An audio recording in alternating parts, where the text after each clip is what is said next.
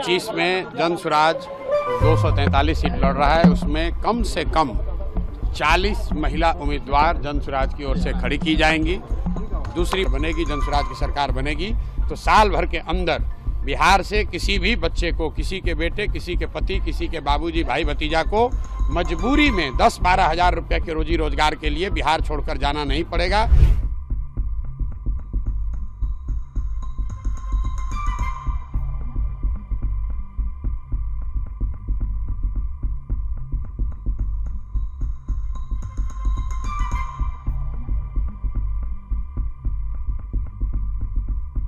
विधानसभा में भेजेंगे, महिला संवाद किए हैं, क्या करेंगे, किस तरीके से भेजेंगे? बिल्कुल, जन स्वराज 2025 में जन स्वराज 243 सीट लड़ रहा है। उसमें कम से कम 40 महिला उम्मीदवार जन स्वराज की ओर से खड़ी की जाएंगी।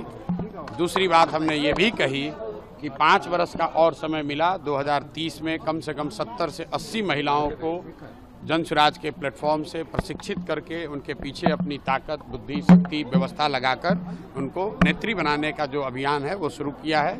ये कोई महिला प्रकोष्ठ की बैठक नहीं है, ये महिलाओं को सही मायनों में नेत्री बनाने का प्रयास है। जो मैंने और 4 बातें कही वो भी आपने सुनी कि जब तक महिलाओं को आर्थिक आज़ादी नहीं मिलेगी तब तक उनकी भागीदारी समाज में समानता के आधार पर नहीं हो सकती है। इसलिए जन स्वराज का जो पूरा अभियान है कि सबसे पहले 40 महिलाओं को विधानसभा में जिताकर पहुंचाया जाए। दूसरी जो बात कही गई है कि जो महिला यहां पर रोजी रोजगार व्यवसाय करना चाहती हैं, आज जो प्रस्ताव पारित हुआ कि उसको 4% के ब्याज पर, सरकारी गारंटी पर महिलाओं को रोजी रोजगार करने के लिए पैसा मिले। क्योंकि अभी जो यहाँ पर जीविका चल रहा है उसमें महिलाओं को 2%, 2.25% प्रति माह ब्याज लग रहा है। जबकि यहाँ पर जो माली हालत है, महिलाओं की इतनी स्थिति खराब है, उनके पास गिरवी रखने के लिए कुछ नहीं है। तो सरकारी गारंटी पर महिलाओं को पैसा मिले ताकि वो अपने घर घर रोजी रोजगार कर सकें, ये दूसरी घोषणा की है। तीसरी घोषणा जो सबसे महत्वपूर्ण है, जो गांव-गांव से करते आए हैं कि 2025 में जब जनता की सरकार बनेगी, जन स्वराज की सरकार बनेगी तो साल भर के अंदर बिहार से किसी भी बच्चे को, किसी के बेटे, किसी के पति, किसी के बाबूजी, भाई भतीजा को मजबूरी में 10-12 हज़ार रुपये के रोजी रोजगार के लिए बिहार छोड़कर जाना नहीं पड़ेगा।